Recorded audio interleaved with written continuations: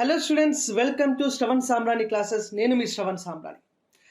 రాబోయే ప్రతి పోటీ పరీక్షలో కూడా G20 summit for the first time మనము ఇండియా హోస్ట్ చేస్తూ ఉన్నాం. కాబట్టి ఎవ్రీ కాంపిటేటివ్ ఎగ్జామినేషన్లో కూడా G20 సదస్సు నుండి 100% క్వశ్చన్ అనేది రాబోతూ ఉంది. సో ఎలాంటి క్వశ్చన్స్ వస్తాయి, ఏ డేటాను మనం అక్యుములేట్ చేసుకోవాలి అన్నటువంటి సమగ్ర సమాచారాన్ని ఈరోజు ఈ వీడియోలో మనం చూద్దాము. ఎస్ఎస్ క్లాసెస్ ఛానల్ని ఫస్ట్ టైం చూస్తున్న వాళ్ళు ఛానల్ అయితే సబ్స్క్రైబ్ చేసుకోండి. Most effective APPSC group 1, group 2 courses కోసం ఎస్ఎస్ క్లాసెస్ యాప్ని ప్లేస్టోర్ నుండి కూడా మీరు డౌన్లోడ్ చేసుకోవచ్చు. సో ఎస్, G20 సమ్మిట్ని ఫస్ట్ టైం మనం హోస్ట్ చేస్తూ ఉన్నాము. సెప్టెంబర్ 9, సెప్టెంబర్ 10వ తేదీలో ఈ సదస్సును అయితే మనము హోస్ట్ చేస్తూ ఉన్నాము. అసలు ఎలాంటి అంశాలను మనం పరిగణలోకి తీసుకోవాలి, ఇంతకుముందు అంటే లాస్ట్ ఇయర్ ఏ దేశం నుండి మనం ప్రెసిడెన్సీని మనం షిఫ్ట్ చేసుకున్నాము అంటే బ్రెజిల్ నుండి తీసుకున్నాము. ఈసారి ఇండియా హోస్ట్ చేస్తున్నటువంటి G20 సదస్సు it is the 18th summit. అంటే ఫస్ట్ G20 సమ్మిట్ని ఎవరు హోస్ట్ చేసినారు? 2008 సంవత్సరంలో it was hosted by United States of America. అదే రకంగా నెక్స్ట్ ఇండియా ప్రెసిడెన్సీ ఎవరికి హ్యాండ్ ఓవర్ చేస్తుంది అంటే India will be shifting the presidency to the country call Brazil. ఇదే G20 సమ్మిట్కు షర్ప్రాగా అంటే మొత్తం బాధ్యతలు ఇన్వైటీస్ దగ్గర నుంచి కావచ్చు, ఏర్పాట్ల దగ్గర నుండి కావచ్చు, ప్రగతి మైదానంలో నిర్మించినటువంటి భారత్ మండప్ వరకు కావచ్చు, ఏర్పాట్లన్నీ కూడా స్వయంగా పర్యవేక్షించినటువంటి షెర్పా ఎవరు అంటే Amitabh Kant, former CEO of NITI Aayog. So ఇటువంటి అన్ని డీటెయిల్స్ని అంటే సమ్మిట్లో భాగంగా ఆఫ్రికన్ యూనియన్కి మనం మెంబర్షిప్ ఇచ్చినాం. బయోఫ్యూయల్ అలయన్స్ అన్నది ఒకటి మనము ఏర్పాటు చేసుకున్నాము. గ్లోబల్ సౌత్ అన్నటువంటి ఒక కాన్సెప్ట్ మనకు ఈ సదస్సులో మనం మాట్లాడుకున్నాం. సో అన్ని డీటెయిల్స్ని చాలా వివరంగా పోటీ పరీక్షల్లో ఉపయోగపడే విధంగా మనమైతే ఈ వీడియోలో మనం మాట్లాడుకోవడం జరుగుతుంది. సో ఎస్, ఈ టాపిక్ని మీ ముందుకు తీసుకొస్తుంది నేను అనగా శ్రవణ్ సామ్రాణి. ఓకే, సో ఈ G20 summit 18th G20 summit చెప్పినాను మీకు. It is hosted by a country call India. ఇండియాలో ఎక్కడమ్మా అంటే New Delhi in India, that is the capital of India. అదే రకంగా న్యూఢిల్లీలో ఎక్కడమ్మా అంటే ప్రగతి మైదాన్. ఈ ప్రగతి మైదాన్నే భారత్ మండప్గా రూపొందించి దాదాపుగా 2700 కోట్ల రూపాయలు వేయించి ఈ భారత్ మండపాన్ని నిర్మించినారు. సో ఎక్కడి నుంచి మనము ఈ ప్రెసిడెన్సీని తీసుకున్నామమ్మా అంటే ఇండోనేషియా నుండి ఈ ప్రెసిడెన్సీని మనం తీసుకోవడం జరిగింది. అంటే last year who hosted the summit? 17th summit was hosted by Indonesia. First summit was hosted by United States of America. First G20 సదస్సును 2008 సంవత్సరంలో ఈ హెడ్ ఆఫ్ ద నేషన్ సమ్మిట్ని హోస్ట్ చేసినటువంటి దేశం ఏందమ్మా అంటే Indonesia. 19th G20 summit will be hosted by Brazil. 20th G20 summit 2025లో it will be hosted by South Africa, దక్షిణాఫ్రికా. 21వ G20 సదస్సును హోస్ట్ చేసేది మటుకు యునైటెడ్ స్టేట్స్ ఆఫ్ అమెరికా. 2026 సంవత్సరంలో 21వ G20 సదస్సును హోస్ట్ చేసేటటువంటి దేశం ఏందయ్యా అంటే it is United States of America. Okay, so దీనికి షెర్పాగా వ్యవహరించినటువంటి వ్యక్తి Amitabh Kant. Is a former CEO of NITI Aayog. నీతి ఆయోగ్కు మాజీ చీఫ్ ఎగ్జిక్యూటివ్ ఆఫీసర్. సో ప్రస్తుతం నీతి ఆయోగ్ CEO ఎవరు అదందరూ కూడా కింద కమెంట్ సెక్షన్లో కమెంట్ చేయండి. ఈ సదస్సుకు ప్రత్యేకంగా 28 ఫీట్ల నటరాజ స్తూపాన్ని ఏర్పాటు చేయడం జరిగింది.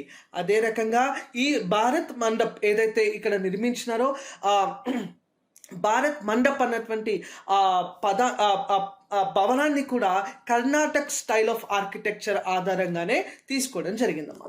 So created Bharat Mandap at Pragati Maidan, New Delhi. Okay, దీని యొక్క నినాదం ఏమిటమ్మా అంటే Vasudhaiva Kutumbakam. Vasudhaiva Kutumbakam it is the theme of G20 summit this year. Okay, అంటే ఇండియా హోస్ట్ చేస్తుంది కాబట్టి ప్రపంచమంతా కూడా ఒకటే అన్నటువంటి నినాదంతో G20 సదస్సును తీసుకొచ్చినాం. కానీ వసుదైవ కుటుంబకం అనేది ఇది ఒక సంస్కృత పదము, it is a Sanskrit word. కానీ ఇంగ్లీష్ ట్రాన్స్లేషన్లో కనుక మనం దాన్ని అబ్జర్వ్ చేసుకున్నట్లయితే it literally means 1 earth, 1 family, 1 future. Meaning ఏందమ్మా? 1 earth, 1 family, 1 future. ఓకే, 2700 కోట్ల రూపాయలు ఖర్చు పెట్టినారమ్మా భారత మండపం నిర్మాణానికి. అదే రకంగా 990 కోట్ల రూపాయలు ఖర్చు పెట్టినారు for the summit.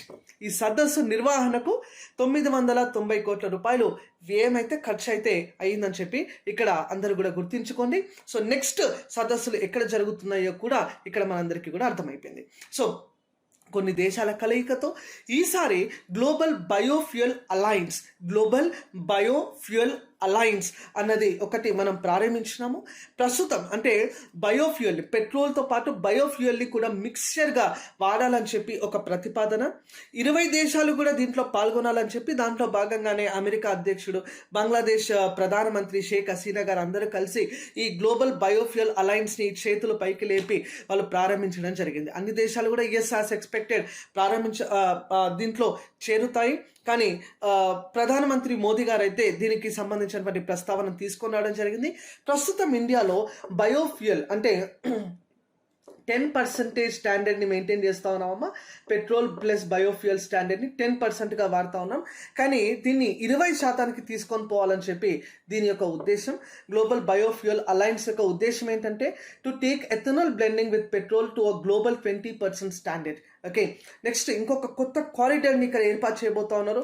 India Middle East Europe economic corridor, like CPEC అని చెప్పి మనము క్లాసెస్లో మాట్లాడుకుంటూ ఉంటాము.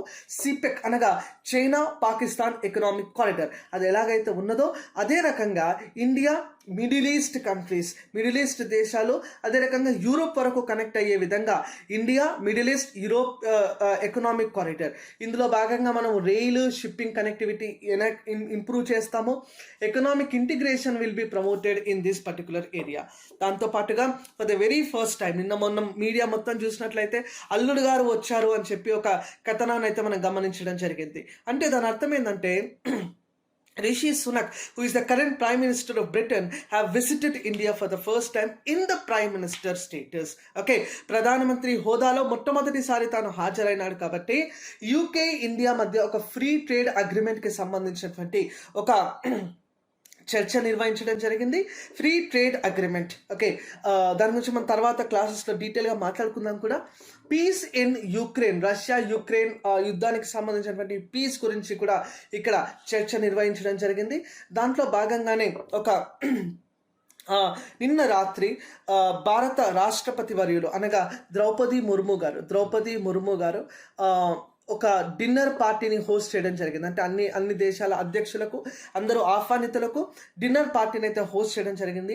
ఆ డిన్నర్ పార్టీ ఇన్విటేషన్ సమయంలో నలంద విశ్వవిద్యాలయాన్ని అయితే ప్రదర్శించడం జరిగిందమ్మా. Nalanda university, which is the oldest university, ప్రపంచంలోనే అతి ప్రాచీనమైన విశ్వవిద్యాలయాల్లో ఒకటైనటువంటి నలంద విశ్వవిద్యాలయం అనగా తక్షశిల యూనివర్సిటీ. ఇది ఎడ్స్టివెల్ ఇండియాలో ఉన్నది, ప్రస్తుతం పాకిస్తాన్కి వెళ్ళిపోయింది. సింధు నాగరికత సమయంలో అదే మీరు చదువుకుంటూ ఉంటారు. అదే రకంగా నలంద యూనివర్సిటీ ప్రస్తుతం ఇండియాలో ఉన్నటువంటి ఓల్డెస్ట్ యూనివర్సిటీగా కూడా మనం చెప్తూ ఉంటాము. సో దాన్ని కూడా ఒక ప్రదర్శన చేస్తే what happens is we're nowhere lagging in education sector. అంటే విద్యా వ్యవస్థలో మనం ఒకప్పుడు ఎంత బాగా పర్ఫామ్ చేస్తూ ఉన్నామో అన్నటువంటి ఒక సంకేతాన్ని కూడా ప్రపంచ దేశాలకు మనము చూపించవచ్చును. దాంట్లో భాగంగానే ప్రధానమంత్రి నరేంద్ర మోదీ గారు అందరినీ ఆహ్వానించే టైంలో డిన్నర్ పార్టీలో ఈ నలంద యూనివర్సిటీ బ్యాక్గ్రౌండ్లో వాళ్ళు ఈ హోస్ట్ అయితే చేయడం జరిగింది. నెక్స్ట్ గ్లోబల్ సౌత్ అన్నటువంటి పదం చాలా ఎక్కువగా వినిపించిందమ్మా. అసలు గ్లోబల్ సౌత్ అంటే ఏంటి అని అంటే ఆ గ్లోబల్ సౌత్లో కలిగి ఉన్నటువంటి ప్రాంతాలు ఏంటమ్మా అంటే లాటిన్ అమెరికా అంటే it is the middle America between north America south అమెరికాకి మధ్యలో ఉన్నటువంటి అమెరికాని మనం లాటిన్ అమెరికా కింద మనం చెప్తూ ఉంటాము. ఏసియా, ఆఫ్రికా, ఓసేనియా అంటే ఆస్ట్రేలియా చుట్టుపక్కల ప్రాంతాలన్నీ కూడా మనము ఓసేనియా అంటూ ఉంటాం. సో ఈ ప్రాంతాలన్నింటినీ కూడా కలయికగా మనం గ్లోబల్ సౌత్ అన్నటువంటి పదాన్ని వాడటం జరిగింది. ఇది న్యూలీ ఇండస్ట్రియలైజ్డ్ నేషన్స్ అమ్మ. గ్లోబల్ సౌత్ అంటే ఎలాంటి దేశాలమ్మా అంటే కొత్తగా పరిశ్రమలు అభివృద్ధి చేస్తున్నటువంటి దేశాలు. ఓకే, థర్డ్ వరల్డ్ కంట్రీస్ అని కూడా దీన్ని మనం అంటాము. ఈ పదాన్ని కాయిన్డ్ బై ఫస్ట్ టైం ఈ గ్లోబల్ సౌత్ అన్నటువంటి పదాన్ని ఇచ్చింది ఎవరమ్మా అంటే కార్ల్ ఒగ్లస్బీ.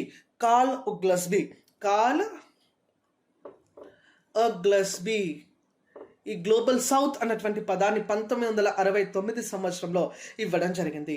ఈ సదస్సుకు హాజరైనటువంటి ప్రముఖులు 20 దేశాల అధ్యక్షులు హాజరవ్వాలి. కాగా కొంతమంది హాజరు కాలేకపోయినారు.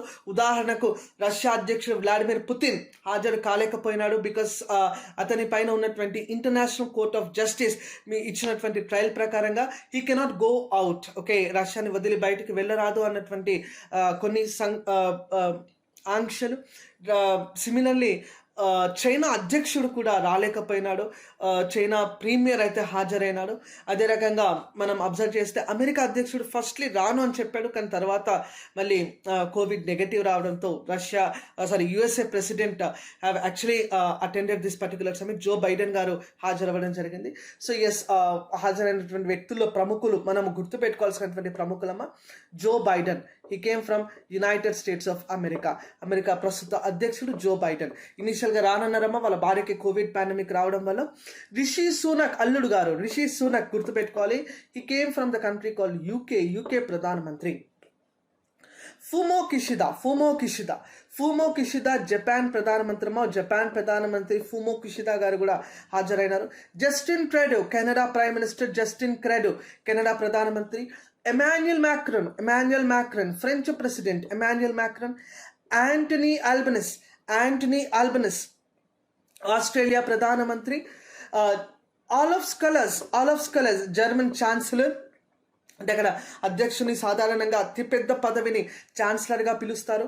సౌత్ కొరియా అధ్యక్షుడు Yoon Suk Yeol, South Korea president హాజరయ్యారు. Cyril Ramaphosa, South Africa president.